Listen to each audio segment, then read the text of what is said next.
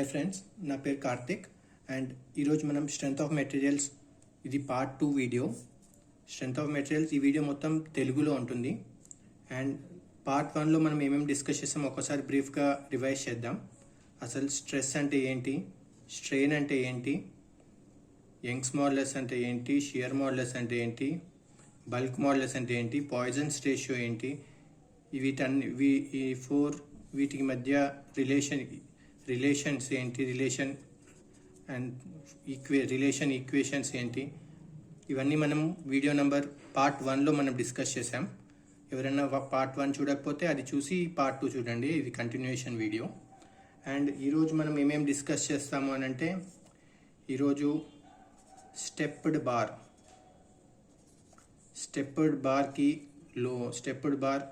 And some problems. Stepped bar and some problems and elongation due to self weight వల్ల కూడా elongation అవుతుంది. అది ఎలా అవుతుందో దాని గురించి డిస్కస్ చేద్దాం. And thermal stresses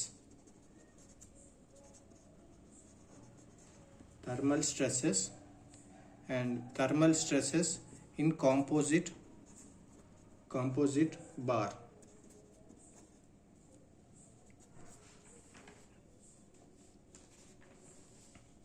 And Hooke's law.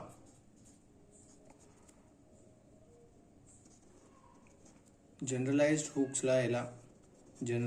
Hooks law గురించి డిస్కస్ చేస్తాం. ఓకే, ఈ వీడియోలో ఈ 5 టాపిక్స్ బ్రీఫ్గా డిస్కస్ చేద్దాం. And first topic stepped bar.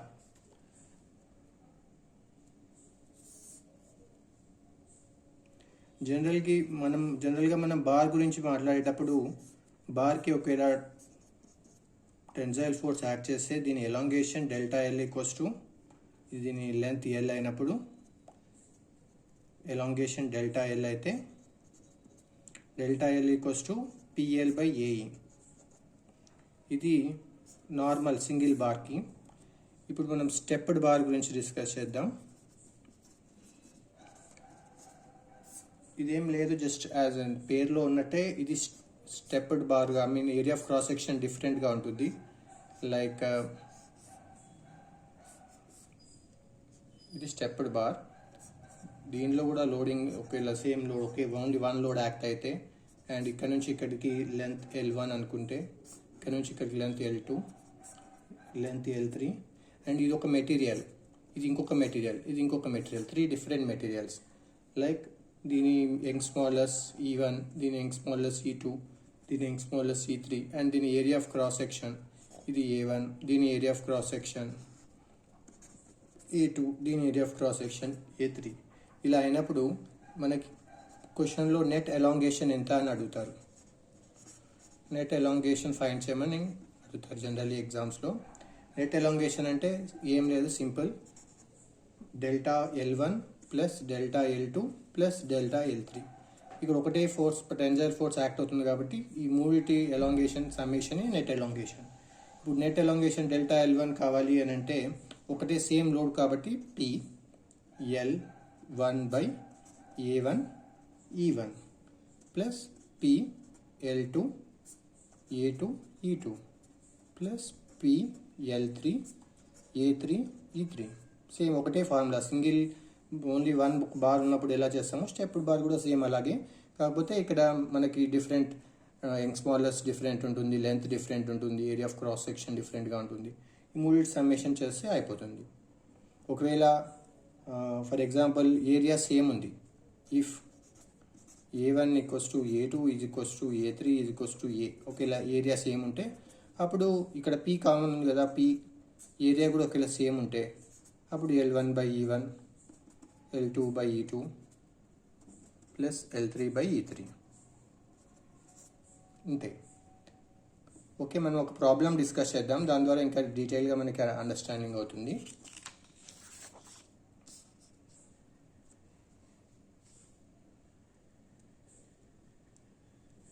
First అసలు మనం ఫోర్సెస్ ఎట్లా డిస్ట్రిబ్యూట్ చేయాలనేది, forces forces distribution in bar. ఇది ఒక్కసారి చూద్దాము. ఇది జనరల్లీ ఈజీ టాపిక్, బట్ ఒక్కసారి చూస్తే తెలిసిపోతుంది. ఒకవేళ ఇక్కడ మనకి ఫోర్స్ 200 న్యూటన్ యాక్ట్ అవుతుంది. It is just an example. ఒకవేళ ఇక్కడ ఇంకో 150 న్యూటన్ యాక్ట్ అవుతుంది అండ్ ఇటువైపు 50 న్యూటన్ యాక్ట్ అవుతుంది. ఇలా మనకి ఫోర్సెస్ ఇచ్చి దీని నెట్ ఎలాంగేషన్ ఫైండ్ చేయమని అడుగుతాడు. అప్పుడు మనకి P1 ఎలా తీసుకోవాలి, P2 ఎలా తీసుకోవాలి, P3 ఎలా తీసుకోవాలో మనకి కన్ఫ్యూజన్ ఉంటుంది. ఎందుకంటే ఇక్కడ 4 లోడ్స్ ఉన్నాయి, ఇక్కడేమో 3A సెక్షన్స్ ఉన్నాయి, 1 2 3. మరి 4 లోడ్స్ ఉన్నాయి, ఎలా తీసుకోవాలనే ఒక కన్ఫ్యూజన్ ఉంటుంది. అది క్లియర్ చేస్తాను ఇప్పుడు. వీటి 3 కలిసి ఉన్నాయి కదా, వీటిని కొంచెం విడివిడిగా డ్రా చేయండి. ఓకే, ఇది 1 2 3 అయితే ఇది సేమ్ 1 2 3. ఇప్పుడు ఇటువైపు 200 న్యూటన్ లోడ్ ఉంది కదా, ఇటువైపు కూడా 200 న్యూటన్ లోడ్ యాడ్ అవుతుంది. ఇటు 200 ఉంది కాబట్టి ఇటు కూడా 200 డ్రా చేయండి. ఇక్కడ ఆల్రెడీ 150 ఉంది కాబట్టి మనం ఇక్కడ 150 సెక్షన్లో 150 ఉంది, బట్ మనం 200 రైట్ సైడ్ ఇస్తున్నాం. సో దీన్ని కాంపెన్సేట్ చేయడానికి లెఫ్ట్ సైడ్ 50 వేయండి. అప్పుడు 250, ఇది లెఫ్ట్ సైడ్ ఉంది, రైట్ సైడ్ ఉంది, సో రైట్ సైడ్ 150 అవుతుంది. రైట్ సైడ్ 150 బ్యాలెన్స్ అయింది. అలాగే ఇటు 50 ఇచ్చాము కాబట్టి ఇటు కూడా 50 వేయండి. బట్ ఇక్కడేమో 50 లెఫ్ట్ సైడ్ ఉంది, మనం 50 రైట్ సైడ్ వేసాము. సో లెఫ్ట్ సైడ్ ఇక్కడ 100 వేయండి. 100 వేస్తే ఈ 100 మైనస్ 50 లెఫ్ట్ సైడ్ రావాలి, లెఫ్ట్ సైడ్ వచ్చింది. సో ఇక్కడ 100 ఉంది కాబట్టి ఇక్కడ కూడా 100 ఉంది. ఈ 100 మ్యాచ్ అవుతుంది. సో ఇలా డిఫరెన్స్. ఇప్పుడు మనకి దీనిలో P1 200 Newton's, P2 50 Newton's, P3 100 Newton's. ఇచ్చిన ప్రాబ్లంకి P1 P2 P3 ఎలా ఫైండ్ చేయాలనేది ఇలా ఫైండ్ చేయాలి. జస్ట్ ఒక ఎగ్జాంపుల్లా చెప్పాను. ఇప్పుడు రియల్ ప్రాబ్లంకి వెళ్తే మనకి ఇంకా డీటెయిల్గా తెలుస్తుంది. ఓకే, క్వశ్చన్ తీసుకుందాము.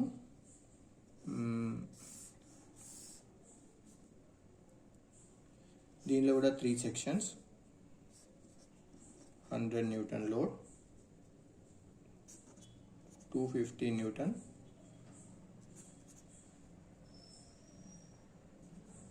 200 న్యూటన్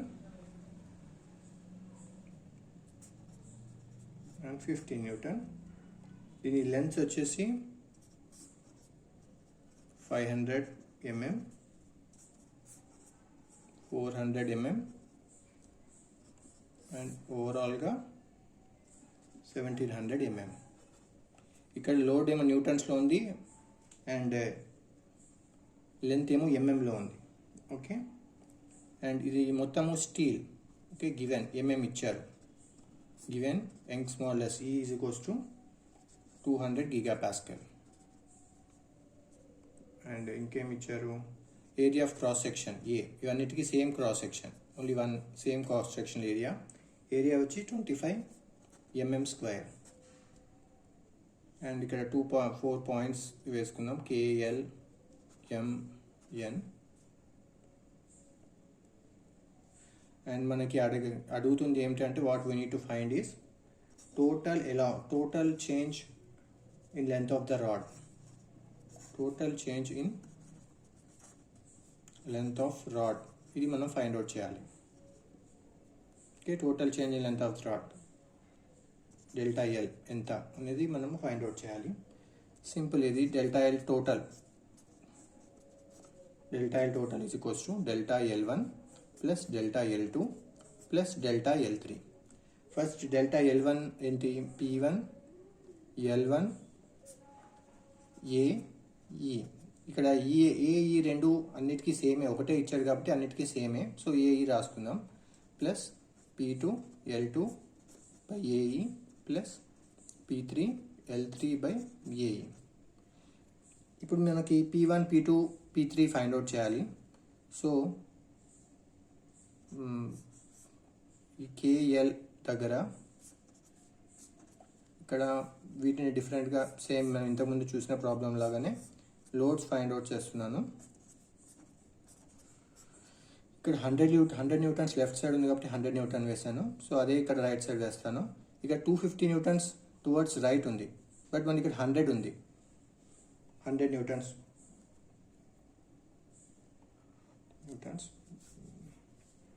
ఓకే, ఇక్కడ 100 న్యూటన్స్ వేసాను. ఇక్కడ 250 న్యూటన్స్ టువర్డ్స్ రైట్ సైడ్ ఉంది కాబట్టి మనం ఇక్కడ ఓన్లీ 100 న్యూటన్స్ వేసినాను.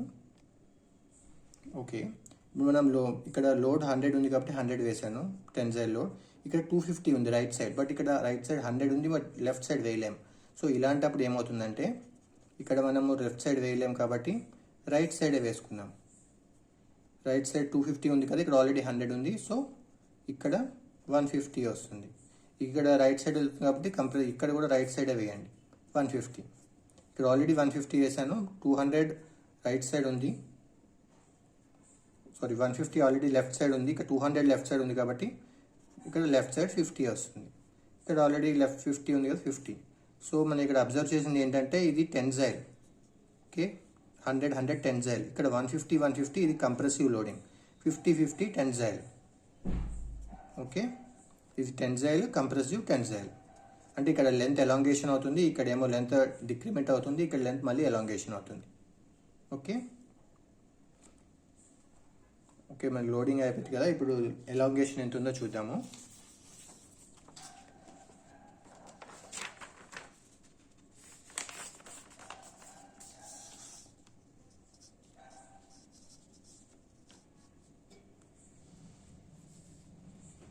ఓకే, P1 వచ్చేసి 100, P2 వచ్చేసి 150, ఇది కంప్రెసివ్, ఇది టెన్సైల్. అండ్ P3 వచ్చేసి 50, ఇది tensile. And delta L total is equals to P1. First P1 ఎంత? P1 వచ్చేసి 100 ఇంటూ L1. L1 ఇక్కడ ఎంత ఉంది? 500 mm. So L1 500, P1 L1 by A. Area వచ్చి 25. So 25 P1 L1 by AE. E ఎంత ఇచ్చాడు? 200 GPa. అండ్ ఇంకొకటి ఇక్కడ లోడింగ్ మొత్తము లోడ్ వచ్చేసి న్యూటన్స్లో ఉంది, లెంత్ వచ్చేసి ఎంఎంలో ఉంది. ఎప్పుడైనా లోడ్ న్యూటన్స్లో లెంత్ ఎంఎంలో ఉన్నప్పుడు యంగ్స్ మాడ్యులస్ని మెగాపాస్కల్లో తీసుకోవాలి. 200 GPa అంటే 200 into 10³ megapascal. Okay, 200 GPa is nothing but 200 into 10³ megapascal. Okay, ఇది P1 L1 by AE plus P2 ఎంత? 150. కాకపోతే ఇది కంప్రెసివ్ కదా, అందుకని -150 తీసుకోండి. -150 P2 ఇంటూ L2 ఎంత ఉంది? 1700. ఇక్కడ 549, 17లో 9 తీసేస్తే 800. సో 800 L2 ఇది 800 బై ఏరియా ఇస్ సేమ్ కదా 25 ఇంటూ ఈ యంగ్స్ మాడ్యులస్ 200 ఇంటూ 10³. ఇది మెగాపాస్కల్లో తీసుకున్నాను. Plus P3 50 into L3 400 by area 25 into Young's modulus 200 into 10³ Young's modulus మెగాపాస్కల్లో తీసుకున్నాము.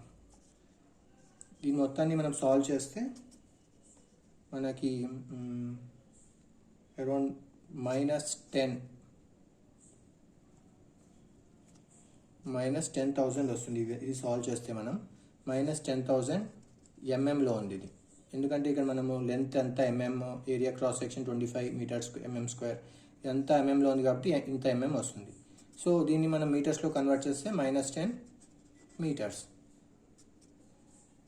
Okay, -10 metres. దీన్ని మళ్ళీ మనము -10/10⁶ చేస్తే దీన్ని మనము ఏం చెప్పచ్చు అంటే -10 మైక్రోమీటర్. సో దీని ఆన్సర్ వచ్చి -10 మైక్రోమీటర్. మీరు మామూలుగా -10 మీటర్స్ అని చెప్పినా ఓకే, -10 మైక్రోమీటర్ అని చెప్తే కొద్దిగా కరెక్ట్గా ఉంటుంది.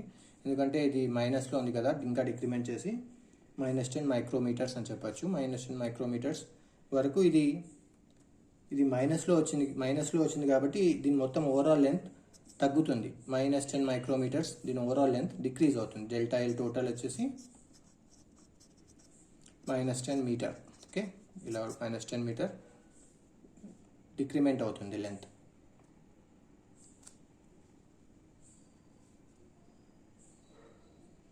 ఓకే, సారీ,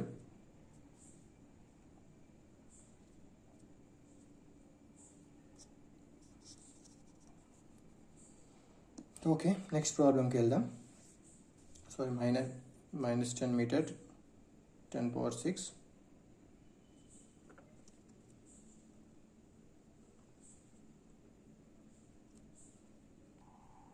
ఓకే, ఇక్కడ క్యాలిక్యులేషన్లో చిన్న మిస్టేక్ ఉంది. ఇది క్యాలిక్యులేట్ చేస్తే మీకు -10,000 బై 10⁶. 10⁶ mm వస్తుంది. సో -10 మీటర్ బై 10⁶ అని రాసుకోవచ్చు. -10 బై 10⁶ వచ్చి -10 మైక్రోమీటర్. దీన్ని -10 మైక్రోమీటర్ అని రాయొచ్చు. So -10 micrometre is the answer. -10 micrometre, అది డిక్రిమెంట్ అవుతుంది, మైనస్లో వచ్చింది కాబట్టి వాల్యూ ఓవరాల్గా దీని length. Okay,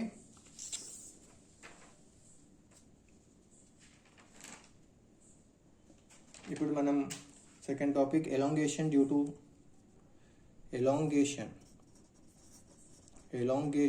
to self wait చూద్దాం. ఏదైనా ఒక బార్ తీసుకుంటే దీని వెయిట్ W ఉంటే అండ్ దీని లెంత్ L అని అనుకుంటే, దీని area of cross section A and దీని యంగ్స్ మాడ్యులస్ E అని అనుకుంటే, మనం ఏం లోడింగ్ యాడ్ చేయట్లేదు, బట్ ఈ బార్కి ఒక వెయిట్ ఉంటుంది. ఆ సెల్ఫ్ వెయిట్ వల్ల ఎంత డిఫ్లెక్షన్ అవుతుంది, ఓకే, ఇది మనం ఫైండ్ అవుట్ చేయాలి. ఈ సెల్ఫ్ వెయిట్ వల్ల కూడా డిఫ్లెక్షన్ అవుతుంది, బట్ వెరీ లిటిల్ అవుతుంది. అది ఎంత అనేది మనం ఫైండ్ చేయాలి. మామూలుగా లోడ్ P ఇచ్చినప్పుడు PL/AE అనేది డిఫ్లెక్షన్ అవుతుంది. Delta L is PL/AE. But load P ఇవ్వనప్పుడు కూడా మనకు స్మాల్ డిఫ్లెక్షన్ వస్తుంది. ఆ డిఫ్లెక్షన్ ఎంత అనేది మనం ఫైండ్ అవుట్ చేయాలి.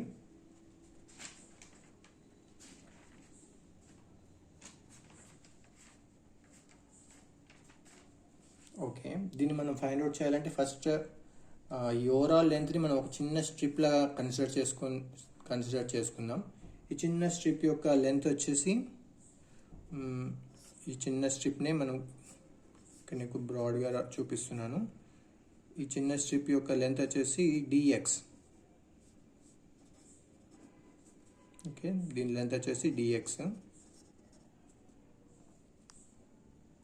అండ్ ఇక్కడ నుంచి ఇక్కడికి x అని అనుకుందాం. ఫస్ట్ మనం ఒక చిన్న ఈ స్ట్రిప్కి ఎంత సెల్ఫ్ వెయిట్ వల్ల ఎలాంగేషన్ అవుతుందో చూసి దీన్ని ఇంటిగ్రేట్ చేస్తే 0 to L మనకు ఓవరాల్ బాడీకి ఎంత సెల్ఫ్ వెయిట్ వల్ల ఎలాంగేషన్ అవుతుందో వస్తుంది. దీని గురించి ఫస్ట్ మనం ఒక స్పెసిఫిక్ వెయిట్ అనేది ఒక property. Specific weight is denoted by gamma. Specific weight is nothing but weight per volume. Weight per volume ఎంత ఉందనేది దాని స్పెసిఫిక్ వెయిట్. మామూలుగా మనం వాల్యూమ్ ఎలా ఫైండ్ అవుట్ చేస్తాం, బార్కి ఏరియా ఇంటూ లెంత్. ఓకే, ఈ ఏరియా ఇంటూ లెంత్ దీని యొక్క ఈ బార్ యొక్క వాల్యూమ్ వచ్చేస్తుంది. అండ్ స్పెసిఫిక్ వెయిట్ అనేది మెటీరియల్ యొక్క property, wait per unit volume. Okay, ఈ యొక్క స్ట్రిప్లో మనం ఇప్పుడు ఎంత ఎలాంగేషన్ ఏదో మనం ఫైండ్ అవుట్ చేద్దాం. That is elongation in strip. మనం కనుక d delta, okay, d delta అనుకుంటే మామూలు ఎలాంగేషన్ ఏమవుతుంది, PL/AE ఉంటుంది. సో ఇక్కడ దీని లెంత్, ఈ చిన్న స్ట్రిప్ యొక్క లెంత్ ఎంత ఉంది, L, ఇది L అవుతుంది, dx కదా, P ఇంటూ dx PL/ఏరియా. ఈ స్ట్రిప్ కూడా ఏరియా ఏనే కాబట్టి A ఇంటూ E. అండ్ దీని యొక్క ఈ స్ట్రిప్, ఇప్పుడు మనం ఈ స్ట్రిప్ చూస్తున్నాం కదా, దీనికి W వస్తుంది. W is equals to gamma into weight equals to gamma into volume. ఇప్పుడు మనం ఈ చిన్న స్ట్రిప్కి ఏం లోడ్ పడుతుంది, ఇది ఇక్కడ ఈ లోడ్ పడుతుంది. ఈ చిన్న స్ట్రిప్కి ఇది లోడ్ కింద యాక్ట్ అవుతుంది. సో దీని యొక్క మనకి ఏరియా కావాలి, దీని యొక్క వెయిట్ ఎంతో కావాలి. సో దీని వెయిట్ ఎలా ఫైండ్ అవుట్ చేస్తాం, gamma into weight is nothing but gamma into volume. దీని volume that is gamma into area into దీని లెంత్ ఎక్స్. సో దీని యొక్క వెయిట్ వచ్చేసి gamma is equals area into length. Okay, so gamma into volume కదా ఇక్కడ దీని ఒకటి. So gamma into volume అంటే area into X, A into X. A అనేది ఇది, ఎక్స్ అనేది ఇది. దీనికి వెయిట్ ఇది పడుతుంది, రెడ్ కలర్ షేడెడ్. సో దీని వెయిట్ ఇది గామా, దీని వెయిట్ ఇది పడుతుంది.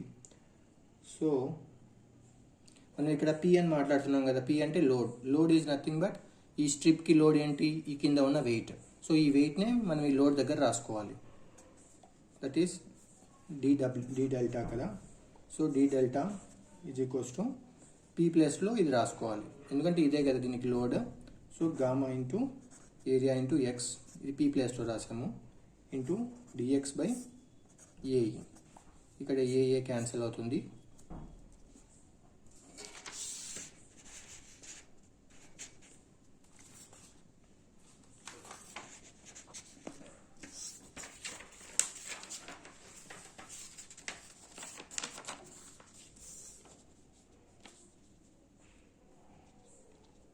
Okay, d delta is equals to gamma into x into dx by ఈ.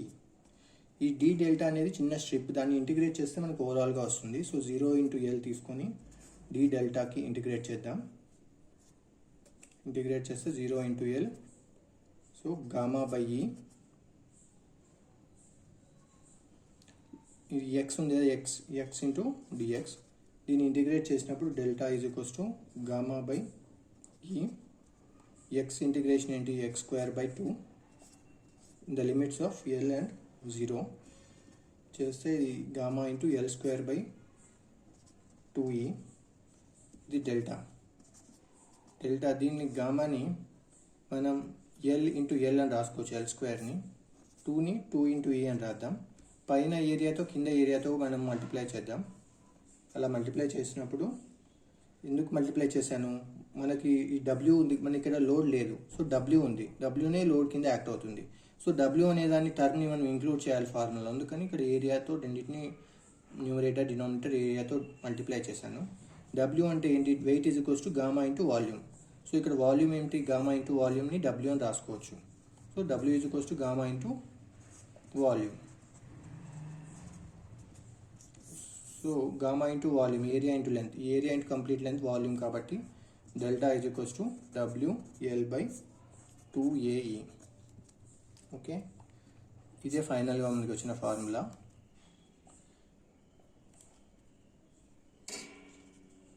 ఓకే, ఇప్పుడు elongation due to self wait అని అడిగినప్పుడు డైరెక్ట్గా మనం elongation is delta is equals to WL by 2AE అనే ఫార్ములా యూజ్ చేస్తాం. W అంటే దీని యొక్క వెయిట్. ఓకే, వెయిట్ ఎలా వస్తుంది, specific weight into volume. Specific weight వాడు ఆల్రెడీ మనకి ఇస్తాడు సమ్స్లో. So specific weight into volume. Volume ఎలా వస్తుంది, ఏరియా ఇంటూ లెంత్, వాల్యూమ్ వస్తుంది. రెండు మల్టిప్లేస్తే వెయిట్ వస్తుంది. ఒకవేళ వాడు డైరెక్ట్గా ప్రాబ్లంలో వెయిటే ఇస్తే డైరెక్ట్గా వెయిట్నే సబ్స్టిట్యూట్ చేస్తాం. లెంత్ అనేది ఈ లెంత్ ఎంత ఉందనేది వాడు ఇస్తారు. అండ్ ఏ అంటే ఏరియా ఆఫ్ క్రాస్ సెక్షన్, అది కూడా ప్రాబ్లంలో ఇస్తారు. ఈ అనేది యంగ్స్ మాడ్యులస్. ఎప్పుడైనా స్టీల్కి యంగ్స్ మాడ్యులస్ ఇవ్వకపోతే డిఫాల్ట్గా యంగ్స్ మాడ్యులస్ 200 GPa తీసుకుంటాము. జనరల్లీ ప్రాబ్లమ్స్లో ఇస్తారు. ఒకవేళ ఇవ్వకపోతే ఈ ఈక్వల్స్ 200 GPa కింద తీసుకోవచ్చు.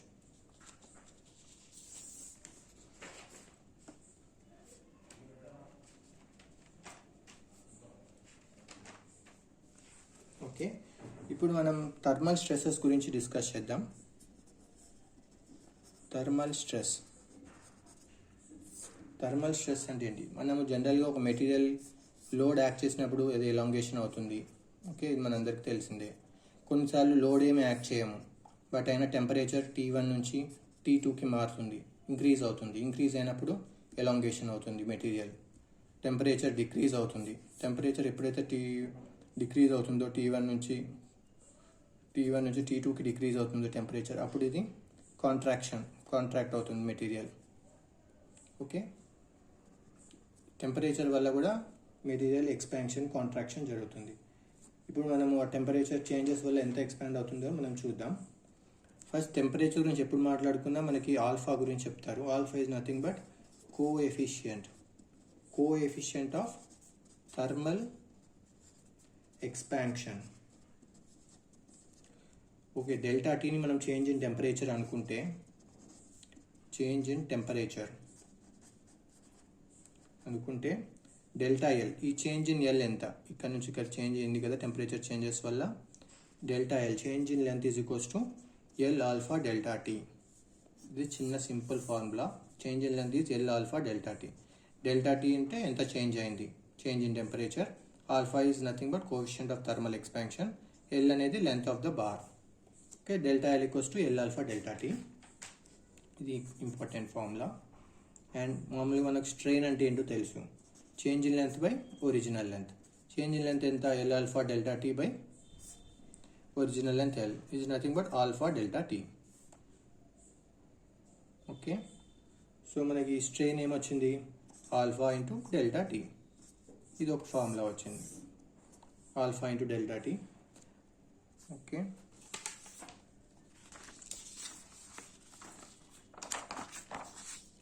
అండ్ ఈ దీంట్లో మనం టూ కేసెస్ డిస్కస్ చేద్దాం. కేస్ 1, ఒక మెటీరియల్ ఉంది, దీనికి ఏమి లోడ్స్. అండ్ కేస్ 2, కేస్ 2లో కూడా సేమ్ మెటీరియల్ ఉంది, బట్ కేస్ 1 ఇది ఫ్రీలీ ఉంది, ఫ్రీలీ హీటెడ్. కేస్ 2లో ఇట్ సైడ్ ఫిక్స్ చేసాం, ఇట్ సైడ్ ఫిక్స్ చేసాం, రెండేం ఫిక్స్డ్ చేసాం, ఫిక్స్డ్ హీటెడ్. ఇక్కడ స్ట్రెస్సెస్ ఎంత డెవలప్ అవుతాయి, ఎప్పుడైనా మెటీరియల్ రెండు వైపులో ఫ్రీగా ఉండి ఎక్స్పాన్షన్కి ఏమీ అపోజ్ చేయకపోతే అప్పుడు ఆ మెటీరియల్లో స్ట్రెస్సెస్ ఏం డెవలప్ అవ్వవు. సో అక్కడ స్ట్రెస్ 0. అదే ఒక రెండు వైపులా ఫిక్స్ ఉంది, అప్పుడు ఈ మెటీరియల్లో స్ట్రెస్సెస్ డెవలప్ అవుతాయి. Stress is not equals to 0. Okay, ఇక్కడ స్ట్రెస్సెస్ డెవలప్ అవుతాయి ఈ కేసులో. మనం ఇప్పటిదాకా చూసింది ఏంటి, change in length delta L equals to L alpha delta T. Okay, and strain is equals to delta L by L కదా, alpha delta T. Okay, stress is nothing but strain into Young's modulus. Okay, so stress is equals to, strain అంటే ఏంటి, alpha delta tea కదా, alpha delta tea into Young's modulus. ఇది stress. And ఇంకొకటి, ఒకవేళ ఇది ఒక material రెండు వైపులా ఫిక్స్ చేసింది. ఓకే, రెండు వైపులా ఫిక్స్ చేసినప్పుడు ఇది కూడా మెటీరియల్ రెండు వైపులా ఫిక్స్ చేసింది, కానీ ఇక్కడ టెంపరేచర్ని ఇంక్రీజ్ చేస్తున్నాం, ఇక్కడ టెంపరేచర్ని డిక్రీజ్ చేస్తున్నాం. ఓకే, ఇది ఒక కేస్ 1, కేస్ 2. ఎప్పుడైతే టెంపరేచర్ని ఇంక్రీజ్ చేస్తున్నామో ఇక్కడ డిక్రీజ్ చేస్తున్నాం, ఇక్కడ స్ట్రెసెస్ డెవలప్ అవుతాయి, ఇక్కడ స్ట్రెసెస్ డెవలప్ అవుతాయి. టెంపరేచర్ ఇంక్రీజ్ చేసినప్పుడు మెటీరియల్ ఎక్స్పాండ్ అవ్వడానికి ట్రై చేస్తుంది. ఎక్స్పాన్షన్ని ఈ ఫిక్స్డ్ సపోర్ట్స్ రెస్ట్రిక్ట్ చేస్తున్నాయి. సో ఇది ఎక్స్పాండ్ అవ్వాలని చూస్తుంది, బట్ ఈ ఫిక్స్డ్ సపోర్ట్స్ రెస్ట్రిక్ట్ చేస్తున్నాయి.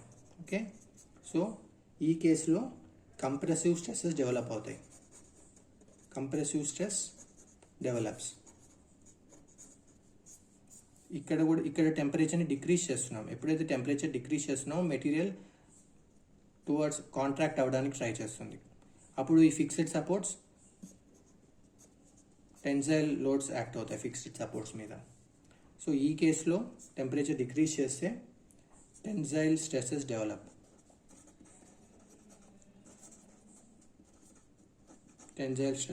అవుతాయి ఈ కేసులో. జనరల్ ఇది ఇంటర్వ్యూస్లో అడుగుతూ ఉంటారు, ఇలాంటి ఏ స్ట్రెసెస్ డెవలప్ అవుతాయి, ఒకవేళ టెంపరేచర్ ఇంక్రీజ్ అయితే ఫిక్స్డ్ బీమ్స్లో ఏ స్ట్రెస్ డెవలప్ అవుతాయి, డిక్రీజ్ అయితే ఏ స్ట్రెసెస్ డెవలప్ అవుతాయి. ఇవి జనరల్లీ ఇంటర్వ్యూస్లో క్వశ్చన్స్ అడుగుతుంటారు. అండ్ ఇంకోటి, ఇప్పుడు మనం థర్మల్ స్ట్రెసెస్ సింగిల్ బార్ గురించి డిస్కస్ చేసాం. ఒకవేళ thermal stresses in composite bar అయితే ఎలా ఉంటుంది, కాంపోజిట్ బార్ ఎట్లా వేస్తారు అని అంటే, ఇది ఒక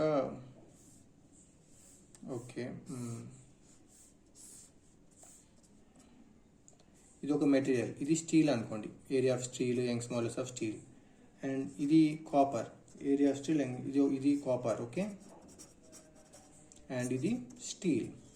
ఈ రెండింటిని మనం ఇక్కడ వెల్డింగ్ చేసి ఏదో చేసి ఈ రెండింటిని మెటీరియల్ని మనం కాంపోజిట్ చేసాం. ఇప్పుడు కాంపోజిట్ చేసామంటే దాని అర్థం ఏంటంటే ఈ రెండు ఒకేసారి ఎక్స్పాన్షన్ అన్న అవుతాయి లేదా కాంట్రాక్షన్ అన్న అవుతాయి, బట్ రెండు కలిసే అవుతాయి. ఇది ఒకటి విడిగా, ఇది ఒక విడిగా అవ్వదు. సో జనరల్లీ ఇలాంటి కేసెస్లో ఏమవుతుందంటే కాపర్కి టెంపరేచర్ ఇంక్రీజ్ చేస్తే స్టీల్ కన్నా ఎక్కువ ఎక్స్పాన్షన్ అవుతుంది. సో కాపర్ ఎక్స్పాన్షన్ మోర్ ఉంటుంది, స్టీల్ ఎక్స్పాన్షన్ తక్కువ ఉంటుంది కంపారిటివ్ టు కాపర్. ఇలా అవుతుంది. బట్ ఈ రెండింటిని మనం కాంపోజిట్ చేసాం కాబట్టి ఇది ఇంతవరకు కాపర్ విడిగా ఉంటే ఇంతవరకు ఎక్స్పాండ్ అయ్యేది, స్టీల్ అయితే ఇంతవరకు ఎక్స్పాండ్ అయ్యేది. రెండు క్లబ్ చేసి ఉన్నారు కాబట్టి ఇన్ బిట్వీన్ ఇక్కడ వరకు, ఓకే, ఈ రీజన్ వరకు ఇది ఎక్స్పాన్షన్ అవుతుంది ఈ కాంపోజిట్ బార్. ఓకే, ఇది ఇక్కడ వరకు ఎక్స్పాన్షన్స్ అవుతాయి. మామూలుగా మనకు తెలిసింది ఏంటి, change in length is nothing but L alpha delta T. Okay, ఇప్పుడు మనం ఈ రెండింటికి ఒక టెంపరేచర్ ఇంక్రీజ్ చేసాం. టెంపరేచర్ ఇంక్రీజ్ చేసినప్పుడు రెండు కూడా ఎక్స్పాన్షన్ అవుతాయి. విడిగా ఉన్నప్పుడు ఇది ఇక్కడ దాకా అయ్యేది కాపర్, స్టీల్ ఇక్కడ దాకా అయ్యేది. బట్ ఈ రెండు క్లబ్ చేస్తున్నాం కాబట్టి స్టీల్ రెండు కలిసి ఇక్కడ వరకు వస్తాయి. Okay, this is actual position.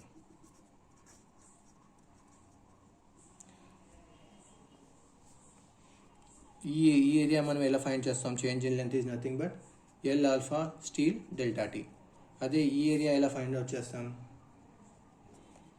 ఇది L, okay, L alpha of copper and delta T, change in length.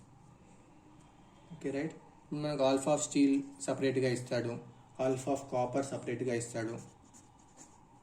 Okay, alpha of steel మనం చూసుకుంటే 12 × 10⁻⁶ అండ్ ఇది కాపర్ 16 × 10⁻⁶ per degree centigrade. ఎప్పుడైనా ఆల్ఫా ఎక్కువ ఉందంటే టెంపరేచర్ ఇంక్రీజ్ చేసినప్పుడు అది ఎక్కువ ఎక్స్పాండ్ అవుతుంది. అందుకే మనకు alpha of copper is greater than alpha of steel. Alpha ఎక్కువ ఉన్నప్పుడు ఎక్కువ ఎక్స్పాన్షన్ అవుతుంది. ఇప్పుడు మనకి ఈ టెన్జైల్ స్ట్రెస్ ఇన్ స్టీల్, ఈ స్టీల్లో మనకి ఇక్కడి వరకే వస్తుంది. జనరల్లీ ఇక్కడి వరకే ఎక్స్పాన్షన్ అవ్వాలి, బట్ కాంపోజిట్ కాబట్టి ఇది ఇక్కడి వరకు, బికాజ్ ఆఫ్ కాపర్ స్టీల్ ఇక్కడి వరకు వెళ్ళింది. అంటే స్టీల్లో ఏం స్ట్రెస్ డెవలప్ అవుతుంది? టెన్జైల్ స్ట్రెస్ స్టీల్లో డెవలప్ అవుతుంది. అలాగే కాపర్లో ఇక్కడి వరకు రావాల్సింది ఇక్కడి వరకే వచ్చింది. సో కాపర్లో కంప్రెసివ్ స్ట్రెసెస్ డెవలప్ అవుతాయి. So tensile stress in steel, tensile force, stress అనడం కంటే కూడా ఫోర్స్ అనొచ్చు, ఈజ్ ఈక్వల్స్ టు కంప్రెసివ్